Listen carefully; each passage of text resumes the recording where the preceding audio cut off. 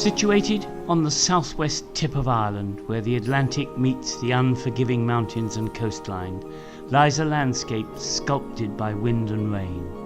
A region known for its rugged beauty and abundant marine life. Fin whales, humpback whales, minke whales, dolphins and porpoises visit West Cork's coastal waters at different times throughout the year. Atlantic grey and harbour seals breed on the small islands dotted along the coast, while many bird species make the waters around the islands of West Cork a summer home prior to their autumn migration south over the equator. During the course of this series, I'll not only be looking at the marine life that lives here, I'll also be asking, why is this region such a magnet for some of the world's most incredible marine species, and how we can all do our part in conserving the environment here in what is a truly wild West Cork.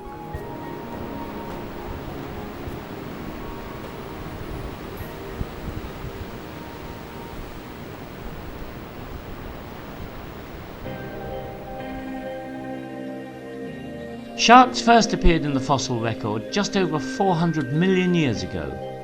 One of three filter-feeding members of the shark family that include the whale shark and the megamouth shark, the basking shark is the second largest fish on Earth. Basking sharks reach lengths of between 6 and 8 meters when adult, although larger individuals have been recorded at 12 meters.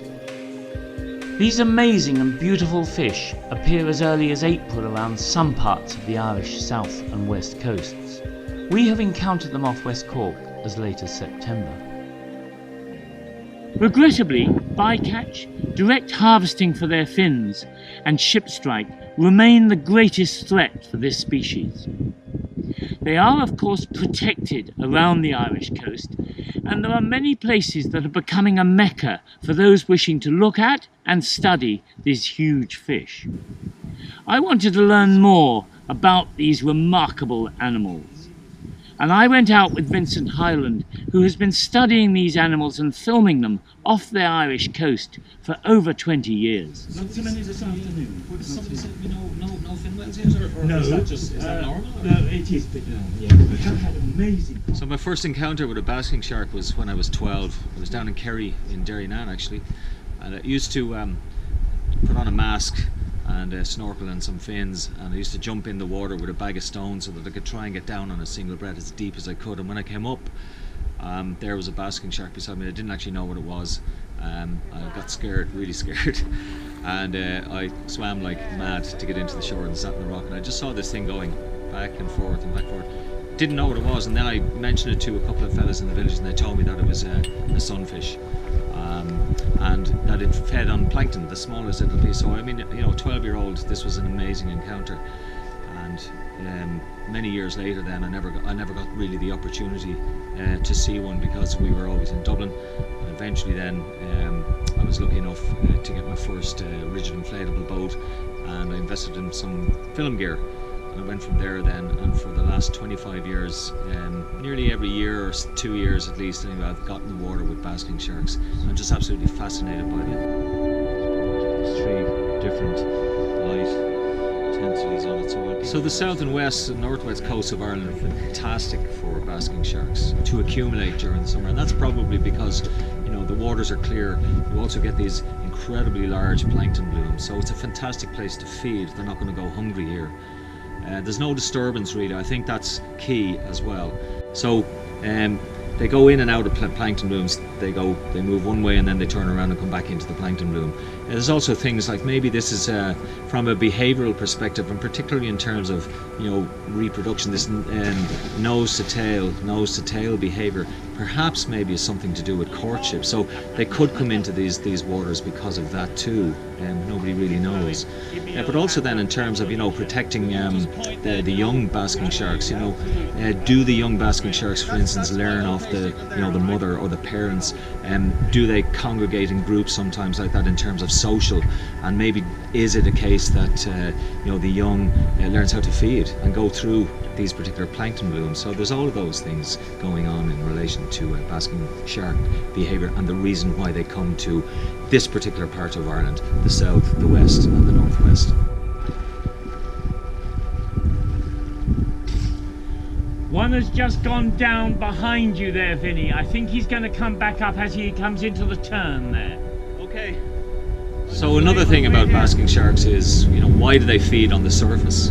Well, it's probably because when you get plankton blooms, for instance, everything, particularly zooplankton, is swimming up towards the surface, and the plant plankton that they eat also tends to accumulate in sunlight. So it's going to maximize the available light.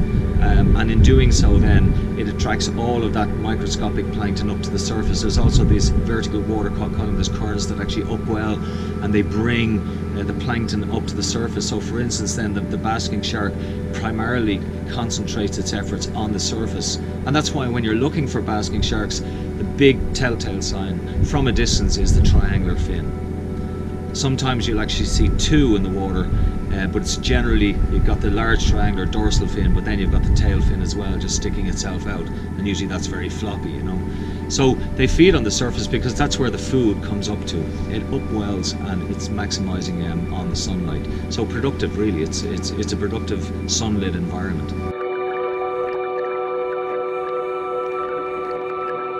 Sometimes actually when they see you, they'll close their mouths, and they'll stop feeding, and then they turn into what I call a proper shark.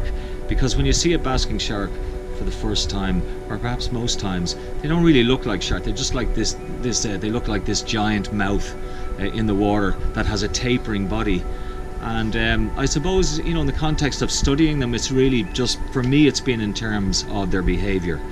I remember, for instance, filming a group of about maybe 7 off Valencia one year, and seeing for the first time that there was lampreys stuck to their undersides, and there was another connection. You had the sea lamprey that would come into shore to spawn up the rivers, and then it would go back out, and then it would attach itself onto a basking shark. So I was fascinated about the whole kind of interrelationships with basking sharks. One characteristic of the basking shark that endears them to the human psyche is that the eggs are fertilised internally, and some species give birth to live young, the pups being born as fully formed replicas of their parents. I spoke to Dr. Morvis Gore in the Cayman Islands by Skype about the different reproductive systems of sharks and rays, especially that of the basking shark. Well, there's 3 different types. There's ovipary, where you have embryos that develop in the egg in the female, and they've got a yolk sac in, and cat sharks and horn sharks will have this type of reproduction. Then you have ovovipary, that's eggs. So the embryos develop again inside a pouch, but this is a much thinner pouch, and it's inside the female. And again, they've got yolk sacs, and then they're born as pups. And basking sharks are like that, in fact. Then the 3rd type is vivipary. That's where you have pups that develop on an umbilical cord, a little bit like mammals. So they get oxygen and they get nutrients from the mothers this way. And sharks like bonnethead sharks or blacktip sharks and zebra sharks use this kind of method. Okay, well that's fantastic. Have a fantastic time out there, and thank you again so much for talking to us. The basking shark has been trawling the world's ocean in its current form for nearly 25 million years. It is listed on the IUCN Red List as vulnerable and may become endangered if we do not globally address the issues that are threatening its survival and reproduction. For our grandchildren not to be able to drift on a sunlit, calm ocean, watching these magnificent giants weaving back and forth in search of their tiny planktonic prey would be nothing short of a tragedy. The best experience they can have with any wild animal is to get into their environment and just take a look at the size of it, look at the colour, the mottled green colour, the greeny kind of cream, stunning, and the shape of the fins, and then the big tail, and as underwater, like when it just glides past you, you can just see that tail and it's going like that, real slow, but purposely, and it's doing that for a reason. I'm just blown away by that, you know. It's amazing, fantastic. Next time on Wild West Cork, we visit Lochine, Ireland's first marine nature reserve and a haven for swimmers, kayakers and outdoor enthusiasts. This remarkable marine lake sustains an amazing variety of plants and animals, many of which can't be found anywhere else in Ireland.